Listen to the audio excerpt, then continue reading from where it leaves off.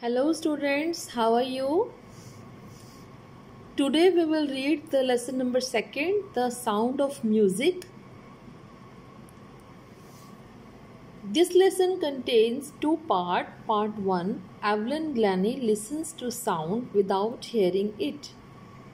Today we will read the part 1 of lesson 2. Evelyn Glennie. And this is written by Deborah Cowley. Okay, let's read. God may have taken her hearing, but He has given her back something extraordinary. What we hear, she feels far more deeply than any of us. That is why she expresses music so beautifully. कहते हैं कि भगवान ने उसके सुनने की शक्ति ले ली, लेकिन उसको वापस में बदले में कुछ असाधारण दे दिया, एक्स्ट्रा ऑर्डिनरी दे दिया। हम जो कुछ सुनते हैं वो उसको फील करती है और बहुत ज़्यादा गहराई से, हम सबके कंपैरेटिवली वो बहुत ज़्यादा गहराई से उसको फील करती है, और यही कारण है कि वो म्यूज़िक को बहुत सुंदर ढंग से एक्सप्रेस करती है। Read the following account of a person who fought against a physical disability and made her life a successful story. कहते हैं तो चलो हम पर्सन के बारे में पढ़ते हैं जिसने उसकी शारीरिक डिसेबिलिटी के बावजूद भी अपनी लाइफ में कैसे सफलता प्राप्त की, ये उसकी कहानी है। Rush hour crowds jostle for position on the underground train platform. A slight girl looking younger than her 17 years was nervous yet excited as she felt the vibration of approaching train. It was her first day at the prestigious Royal Academy of Music in London, and daunting enough for any teenager fresh from a Scottish farm. But this aspiring musician faced a bigger challenge than most. She was profoundly deaf.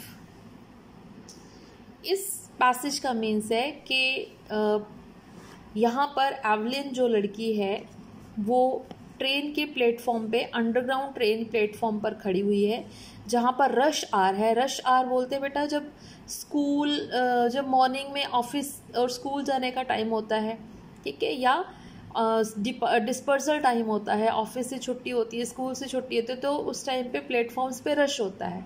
तो वो बहुत भीड़ थी। जॉसल मतलब धक्का मुक्की करके हर कोई अपनी जगह बनाने की कोशिश कर रहा था उस अंडरग्राउंड प्लेटफॉर्म पर।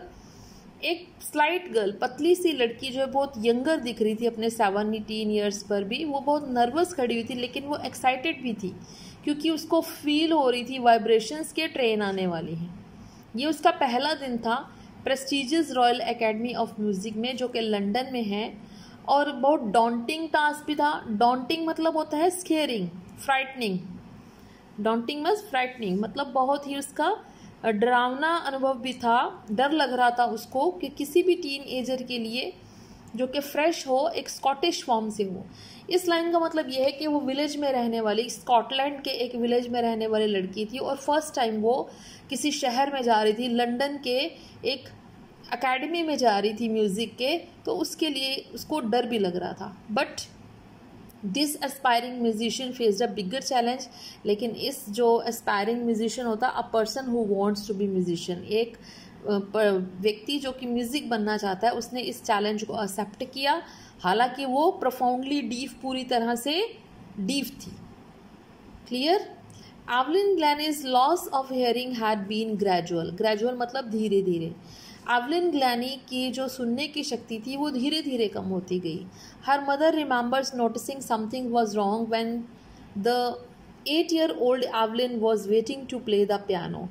तो उसकी मम्मा को याद है कि उसने नोटिस किया था कि कुछ गलत हो रहा है। जब वो 8 साल की थी तो पियानो प्ले करने की क्लास चल रही थी, और वो 8 साल की बच्ची एवलिन जो थी अपने टर्न की वेट कर रही थी कि मेरी टर्न आएगी तो मैं पियानो प्ले करूँगी। They called her name and she didn't move. उन्होंने उनका नाम लिया, एवलिन करके बुलाया, लेकिन वो जरा भी अपनी जगह से नहीं हिली।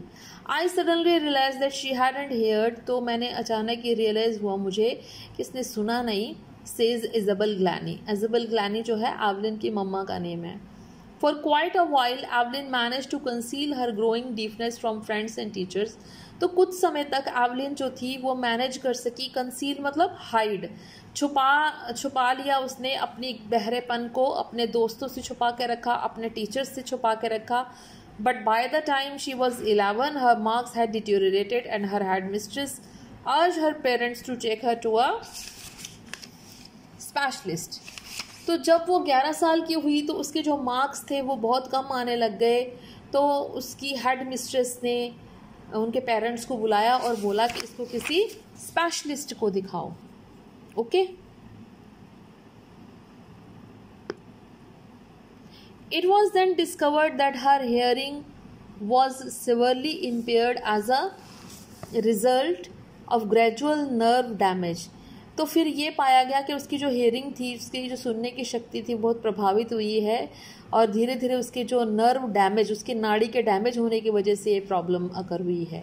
दे were advise that she should be fitted with hearing aids. तो उन्होंने उसको एडवाइस किया कि इसके कोई हियरिंग एड्स होते हैं ना, कान में सुनने की मशीन लगा देते हैं, कुछ इस तरह से लगा देंगे। And sent to a school for a deaf, और इसको कहाँ भेज देना चाहिए? बहरों के स्कूल में। Everything suddenly looked black says Evelyn. तो इतना सुन के एवलिन को ऐसे लगा जिसके उसके चारों तरफ अंधेरा छा गया हो, उसको कुछ भी सूझ नहीं रहा था, उसको फ्यूचर ब्लाइंड दिख रहा था, अपना बिल्कुल ब्लैक दिख रहा था, वो कुछ भी समझ नहीं पा रही थी कि आखिर मेरे साथ ये क्या हो रहा है। But Evelyn was not going to give up. लेकिन एवलिन जो थी हार मानने वालों में से नहीं थी। She was determined to lead a normal life. उसने तय किया कि वो एक आम जिंदगी जिएगी and pursue her interest in music, और म्यूजिक में ही अपनी रुचि बनाएगी।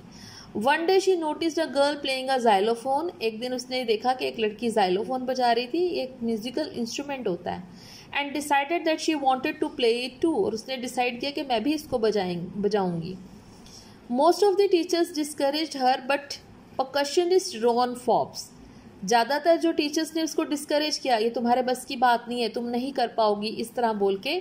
लेकिन परकशनिस्ट क्या होता है बेटा? अ person who can play different types of drums. ठीक है, एक व्यक्ति जो अलग अलग तरह के ड्रम प्ले कर सकता है उसको परकशनिस्ट कहते हैं। तो रॉन फॉब्स एक परकशनिस्ट था, स्पॉटेड हर पोटेंशियल, जिसने उसके अंदर की उसकी एबिलिटी को पहचान लिया। He began by tuning 2 large drums to different notes. उसने 2 बड़े बड़े ड्रम लिए, उस पर अलग अलग तरह के नोट्स बजाए। Don't listen through your ears, he would say. Try to sense it some other way, says Evelyn. Suddenly I realized I could feel the higher drum from the waist up and the lower one from the waist down. तो जब उसने 2 drums पे notes play किए तो Ron Forbes ने Evelyn से बोला कि अपने कानों से मत सुनो, किसी दूसरी तरह इसको महसूस करने की कोशिश करो। तब एवलिन कहती है अचानक उसको रियलाइज़ हुआ कि जो बड़े वाला ड्रम है उसको तो वेस्ट से ऊपर, कमर से ऊपर पर वो हाइयर ड्रम को मतलब महसूस कर सकती है, और छोटे ड्रम को वो वेस्ट से नीचे, अपने कमर से नीचे वो महसूस कर सकती है। Forbes repeated the exercise. तो फिर फॉब्स ने क्या किया? बार बार उस एक्सरसाइज को, बार बार वो ड्रम बजाया, वही नोट बजाया। And soon Evelyn discovered that she could sense certain notes in different parts of body. तो जल्दी ही एवलिन ने ये पाया कि उसके बॉडी का हर एक पार्ट जो है अलग अलग तरह के नोट्स जो है वो सेंस कर सकता है, फील कर सकता है। I had learn to open my mind and body to sounds and vibration.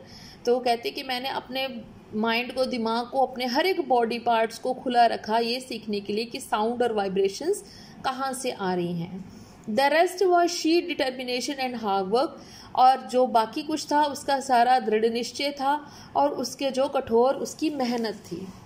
Okay, she never looked back from that point onwards. उसके बाद उसने पीछे मुड़ के नहीं देखा। She toured the United Kingdom with the youth orchestra and by the time she was 16 she had decided to make music her life. तो पहले उसने टूर किया यूके का, यूनाइटेड किंगडम का एक यूथ ऑर्केस्ट्रा के साथ, तब वो 16 ईयर्स की थी, और उसने डिसाइड किया म्यूज़िक को ही अपनी लाइफ बनाने में कि मैं म्यूज़िक में ही अपना कैरियर बनाऊंगी। She auditioned for the Royal Academy of Music and scored one of the highest marks in the history of the academy. उसने ऑडिशन दिया, रॉयल एकेडमी ऑफ म्यूज़िक में उसने ऑडिशन दिया और सबसे हाईएस्ट मार्क्स के साथ उसने इतिहास रच दिया एकेडमी में. She gradually moved from the orchestral work to solo performance. धीरे धीरे उसने ऑर्केस्ट्रा वर्क से किससे हटकर सोलो परफॉर्मेंसेस मतलब अकेले परफॉर्मेंसेस देनी शुरू कर दी.